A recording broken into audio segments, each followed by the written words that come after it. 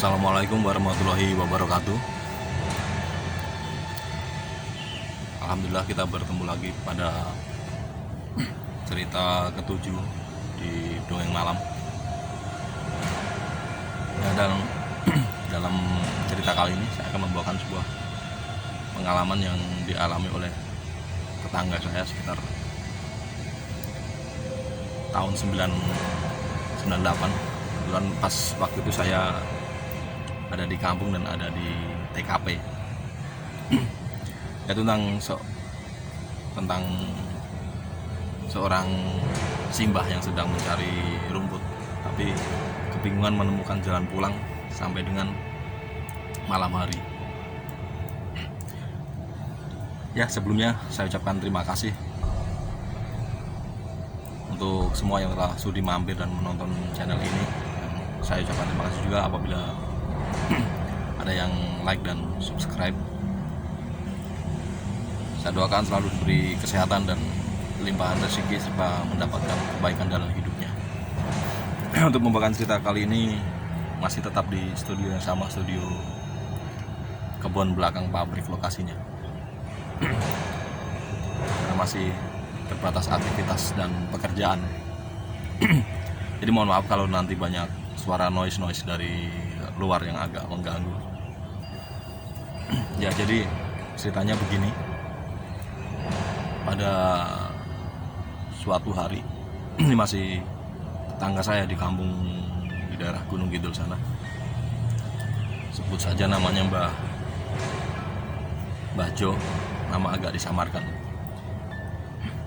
Ya, seperti biasa aktivitas petani di sana itu kalau sehari-harinya kalau nggak menggarap ladang maupun tanah, ya mereka akan mencari pakan ternak atau rumput dan daun-daunan. Ya, biasa dilakukan setelah mengolah lahan. Nah, itu dilakukan sekitar sore hari, sekitar jam 3 atau jam 4. Nah, sore itu Mbah Jo baru selesai menggarap ladang. Dia memutuskan untuk mencari pakan ternak. Jadi yang lokasinya di sebelah barat desanya. Jadi ini ada desa kami yang melintang dari utara ke selatan. Nah, di posisi barat itu udah perbukitan, ladang tapi kayak semi hutan gitu, perbukitan. Nah, ke sana tuh udah nggak ada desa sampai ketemu gunung lagi, sama ada sedikit desa tapi udah gunung sana, nggak ada penduduknya. Nah, karena lokasi ladang Mbah Jo ini di sebelah barat, ya agak miring gitu, agak di kemiringan gitu, dan semi hutan. Kalau zaman dulu sebenarnya masih ramai ya, karena masih banyak petani setempatnya dan masih ada penerusnya. Nah, kalau sekarang udah sepi banget, soalnya udah nggak ada yang menggarap lahan itu sendiri, karena hampir 80% anak keturunannya di kampung saya itu merantau semua. Siang itu selesai menggarap lahan tadi, Mbah Jo memutuskan mencari entah rumput entah daun, pokoknya ke arah barat. Dia turun ke bawah yang lokasinya agak jauh ke bawah gitu, karena memang lahannya itu berbukit-bukit. Jadi kalau mau berangkat ke ladangnya Mbah Jo ini turun cukup curam dengan jalan setapak itu, dan melalui pematang, pokoknya cukup ribet lah. Beda sama persawahan yang udah persawahan yang khusus persawahan itu. Jadi medannya bisa dibilang medan berat. Nah, cerita ini didapat setelah Mbah Jo itu sendiri bertemu ya.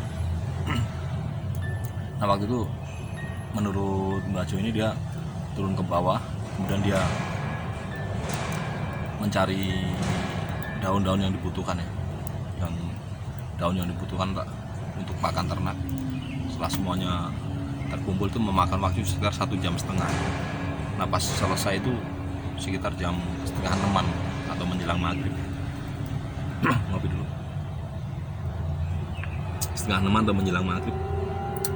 Nah, saat itu untuk petani di sana mau jam 5:30 maupun jam 6 itu dari ladang tuh nggak ada rasa takut, nggak ada rasa apa ya, karena memang udah kegiatan tiap harinya seperti itu. Jadi nggak ada rasa takut, was-was atau apa gitu, karena emang sudah medannya gitu. Setelah selesai, Mbah Jo ini ternyata dia akan berangkat pulang dan mencari jalan pulang. Nah di situ dia, karena berputar-putar, Mbah Jo ini terus berjalan. Dia entah kenapa kiblatnya itu hilang. Dia asing dengan tempat itu. Ini di mana? Aku di mana? Gitu. Jalan yang tadi dilalui itu nggak ada semua. Jadi dia hanya berputar-putar di tempat itu. Menurut perasaan dia tempatnya itu agak lapang. Sedangkan di daerah itu nggak ada tempat lapang, karena tempatnya hampir jurang-jurang semua, miring-miring begitu kan. Nah hingga akhirnya sampailah waktu maghrib, sampai lewat maghrib. Nah yang keluarga yang di rumah ini kok bertanya-tanya, kok si Mbah Jo belum pulang, udah jam segini. Itu ditunggu sampai jam 7 ya. Setelah jam 7 malam barulah, karena udah khawatir ya, karena yang berbarengan ke ladang tadi udah pada pulang, dan ditanyain katanya tadi ke bawah nyari pakan buat sapi gitu ya. Kalau ditanya nggak ada yang tahu. Akhirnya keluarga inisiatif nyusul ke ladang gitu. Dia turun ke bawah, tapi nggak ada. Dipanggil kondisi udah malam, setengah 7 pakai senter.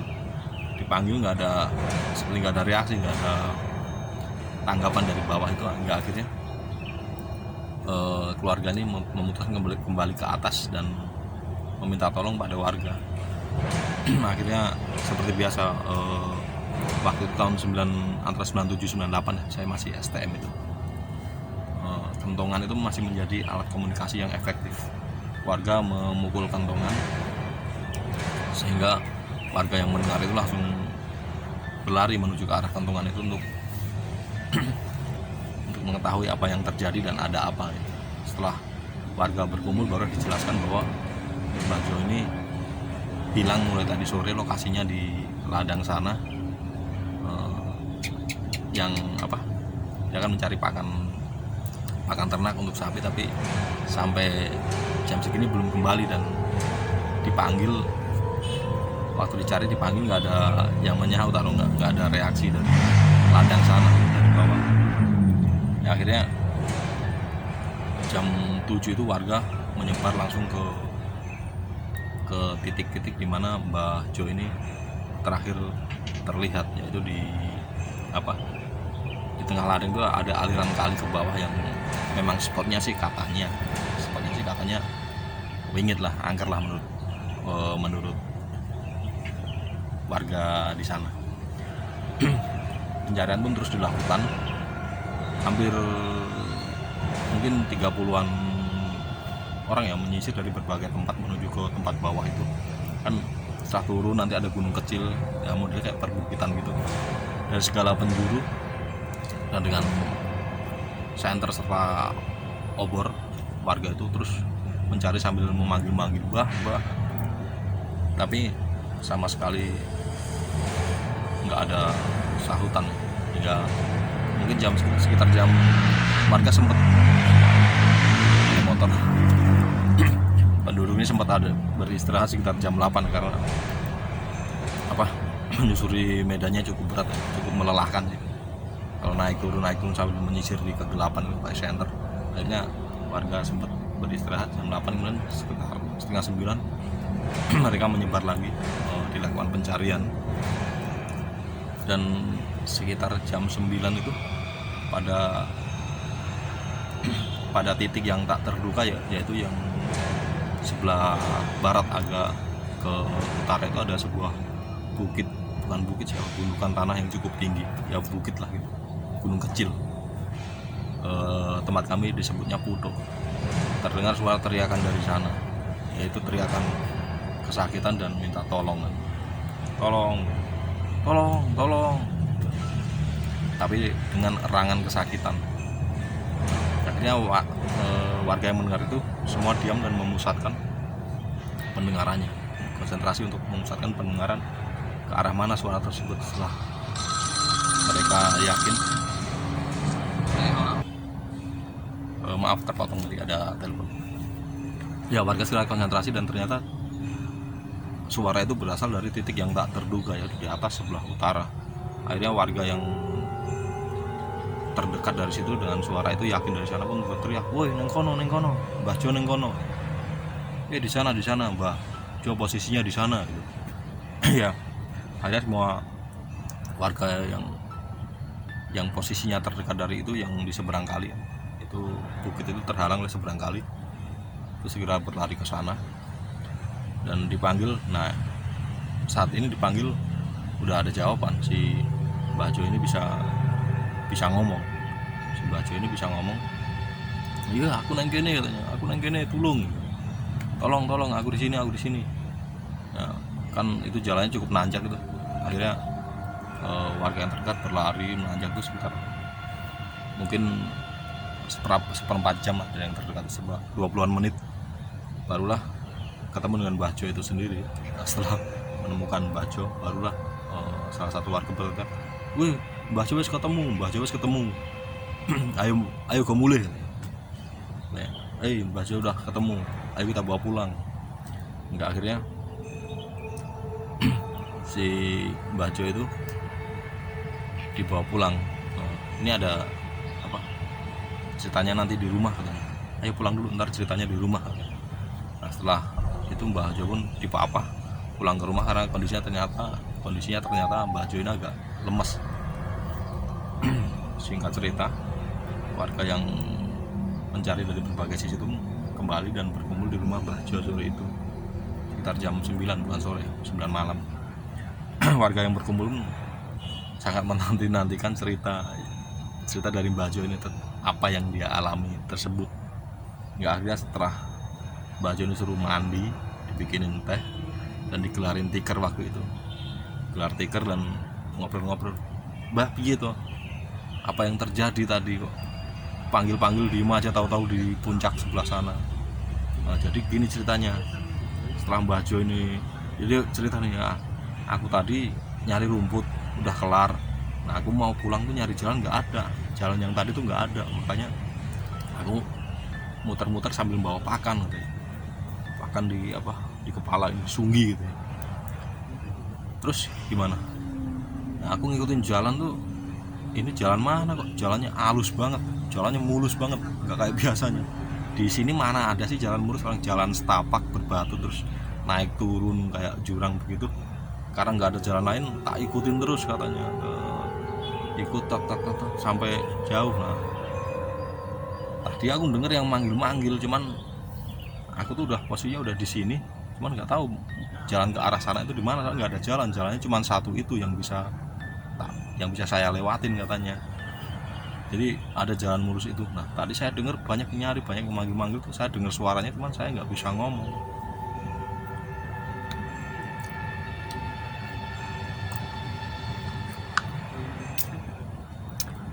Nah, terus tadi kok jadi itu, Mbah?